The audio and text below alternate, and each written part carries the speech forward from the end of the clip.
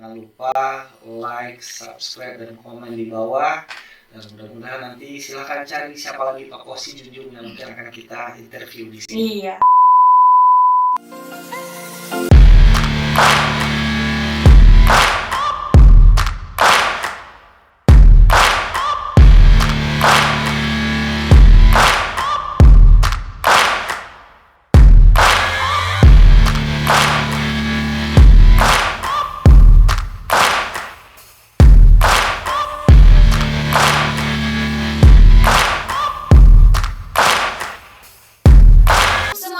Perkenalkan, nama saya Rifa Kadoni, bertemu lagi di Posesif, podcast seru Semandasi eksklusif. Pada setiap episodenya, kita akan mendatangkan orang-orang yang seru, dan kita juga dapat men-share informasi yang informatif, edukatif, dan dapat kita jadikan pembelajaran. Makanya, jangan lupa like, share, dan komen video ini. Jangan lupa subscribe juga ya. Nah, hari ini kita kedatangan orang yang sangat penting di Kabupaten Sijunjung. Siapa lagi kalau bukan Bapak Bupati kita, Bapak Beni Dwifa Yuswir. Halo Pak. Halo, Assalamualaikum. Bagaimana kabarnya Pak? Baik, Alhamdulillah. Nah, bagaimana kesibukannya hari ini Pak? Hari ini luar biasa, tapi paling luar biasa adalah bisa menjadi inspektur upacara di SMA Negeri 2 Sijunjung. Luar biasa. Ya, terima kasih Pak.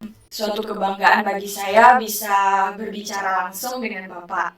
Nah, langsung saja ya Pak, kita ke pertanyaan santai kita. Reva ya? Iya, nama saya Reva Kadoni Pak.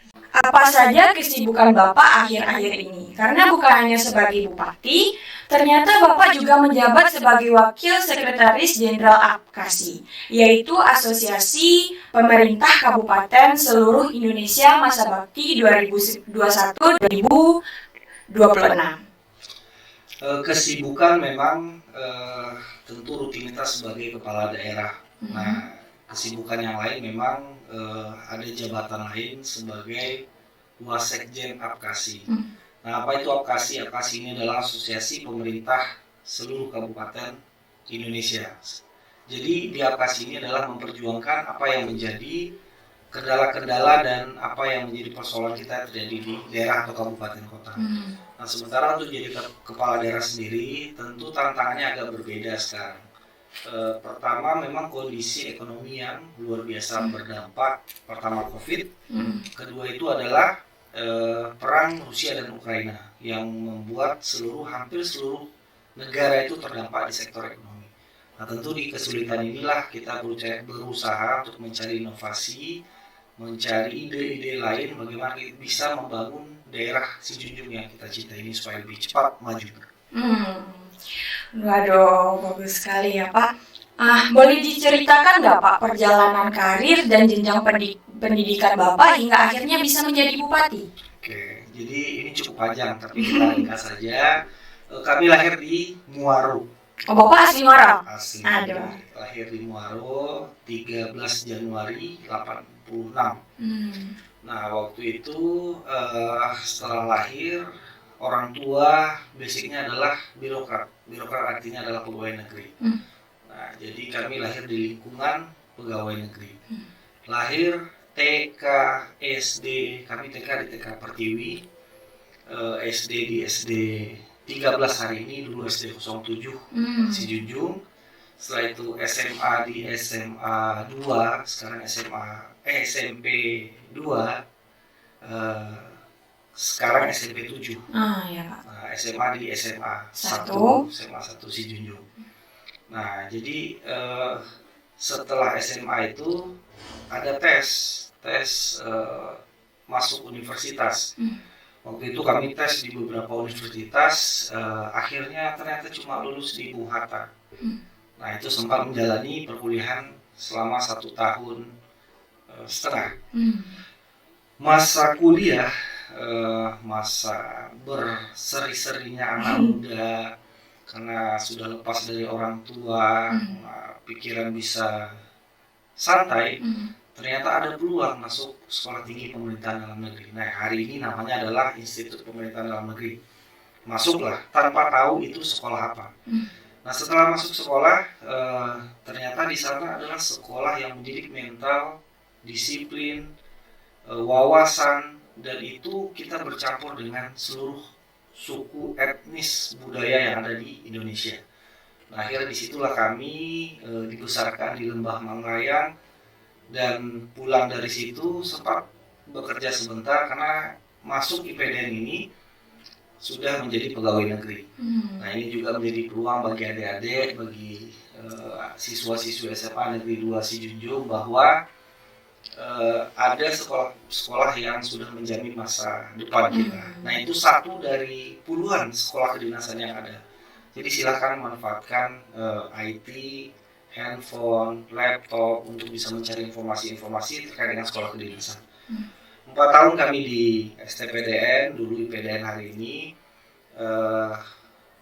Setelah itu kami lanjut sekolah lagi, lanjut kuliah di Pascasarjana Institut Ilmu Pemerintahan.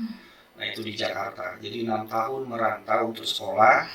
Baru pulang 2010 itu sebagai pegawai negeri yang memulai karir dari nol.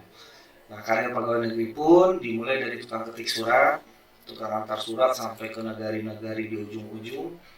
Setelah itu kami ditempatkan di BPMPN, kalau sekarang namanya DPMPN. Nah, BPMPN ini sempat eselon 4 di situ, setelah itu pindah ke naik pangkat, pindah jadi sekretaris camat, setelah sekretaris camat jadi camat di Sijunjung, setelah itu jadi kepala dinas perizinan, jadi kepala Bapeda, dan kemarin ikut kompetisi sebagai kepala daerah, dan alhamdulillah mungkin kami representasi anak muda yang mewakili seluruh anak muda Sijunjung untuk dipercaya, diamanahkan sebagai kepala daerah. Nah, tantangan ini berat, tentu ini butuh dukungan dari semua pihak. Itu singkatnya. Makanya jika kita ingin sukses, kita harus rajin belajar, hidup harus disiplin, harus bertanggung jawab dengan apa yang sudah kita pilih. Apa saja suka duka selama menjalankan amanah sebagai Bupati Sijunjung, Pak? Karena ini pilihan, jadi suka dan duka sangat banyak sekali. Yang jelas itu adalah tantangan bagi anak muda. Jadi karena kemarin ada 5 kompetitor, artinya ada 5 pasang calon yang ingin menjadi pasangan termuda itu adalah pasangan kami dengan Pak Wakil Bupati. Itu pasangan yang mungkin konteksnya apa mungkin anak muda bisa memimpin satu daerah. Nah, ini menjadi salah satu tantangan terbesar. Nah, kalau ditanya suka ya jadi kepala daerah mungkin fasilitasnya disediakan negara.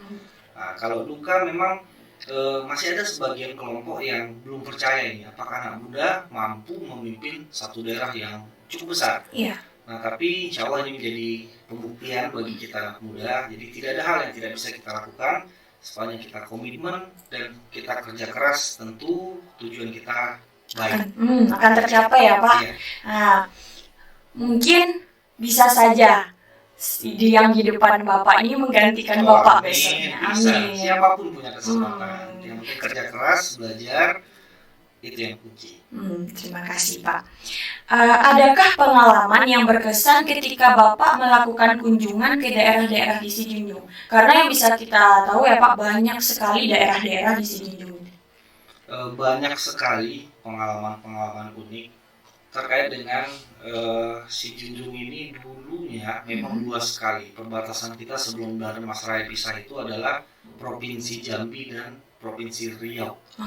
Nah, jadi saking ke ujung itu ternyata tidak semua mendapat kesempatan terkait khusus pendidikan saja yang bisa bersekolah sampai ke tingkat SMA, bahkan melanjutkan.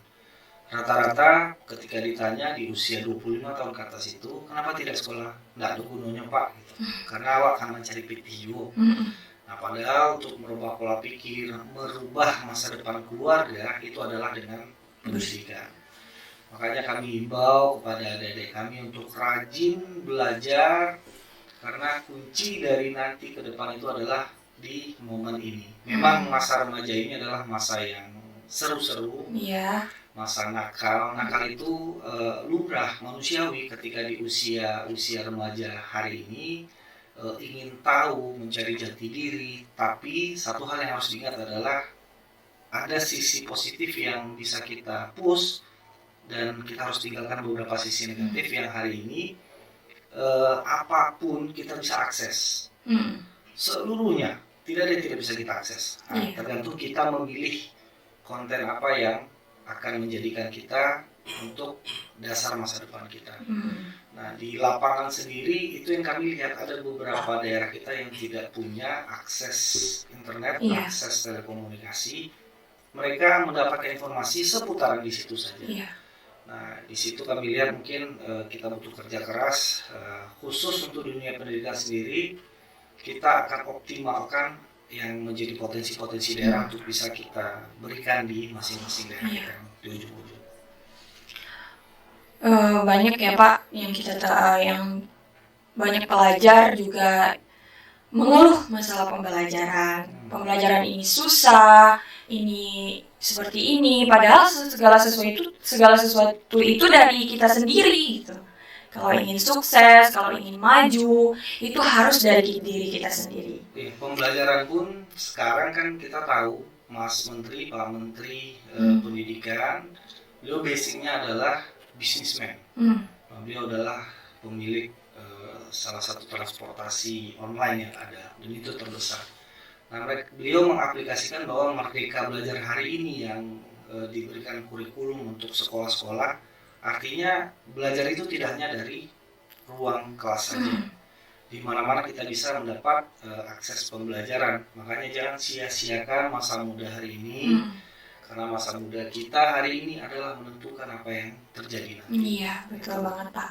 Di bawah kepemimpinan Bapak dan Bapak Haji Iradatila sebagai pasangan Bupati dan Wakil Bupati, Kabupaten Sijunjung berhasil naik status dari Kabupaten berkembang ke Kabupaten maju. Apalagi Bapak kan masuk 9 pemimpin milenial Sumatera Barat. Nah, ya Pak. Bisa dibagikan resep rahasia atau kunci suksesnya Pak? Ya, jadi pertama kalau kita tidak mengenali daerah, kita tidak akan tahu apa yang akan kita buat. Nah, kebetulan kami saya sebelum jadi kepala daerah, jadi bupati, itu sebagai kepala Bapeda. Kepala Bapeda adalah bagian perencanaan apa yang kita bangun di Kabupaten Sijunjung.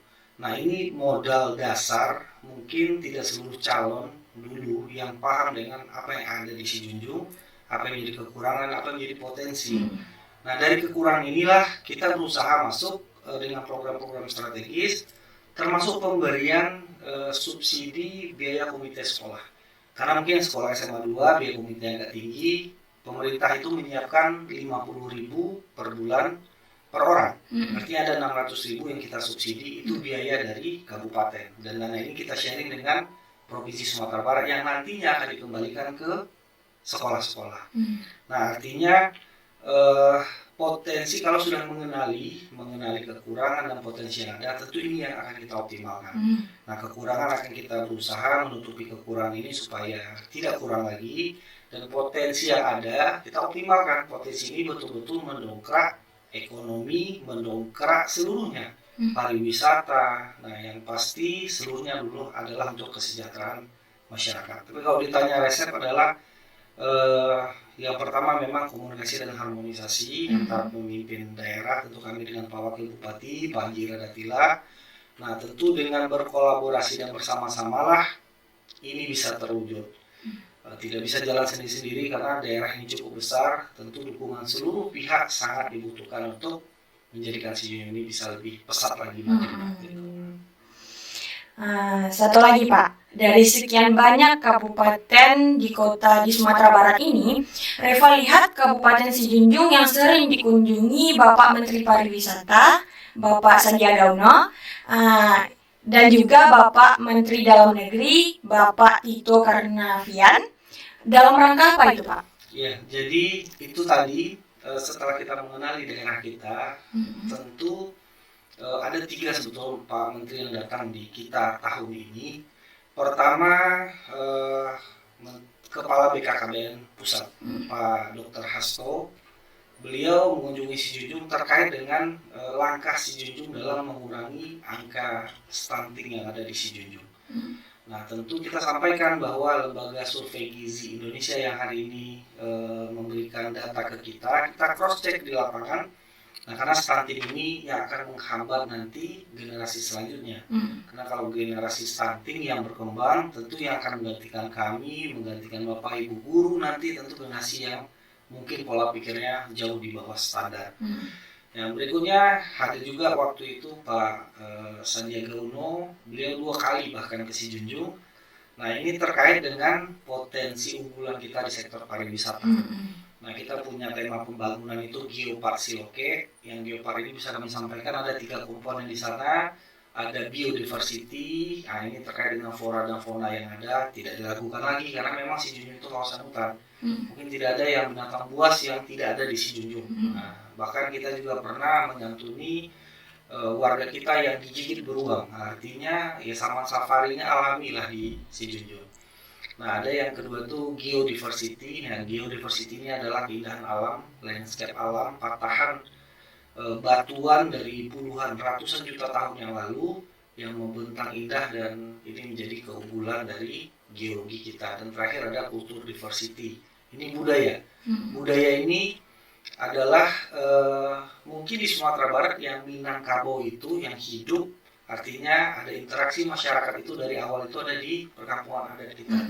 Ya, kami berikan nama itu lorong waktu Minangkabau. Jadi kalau ingin merasakan bagaimana hidupnya orang Minang itu, tinggallah di perkampungan adat kita di Tanah Batu dan Pedalana. Melihat potensi ini, Pak Menteri Dalam Negeri, Menteri Pariwisata Ekonomi Kreatif, Pak Sandiaga Uno, beliau sudah datang melihat, ternyata memang luar biasa.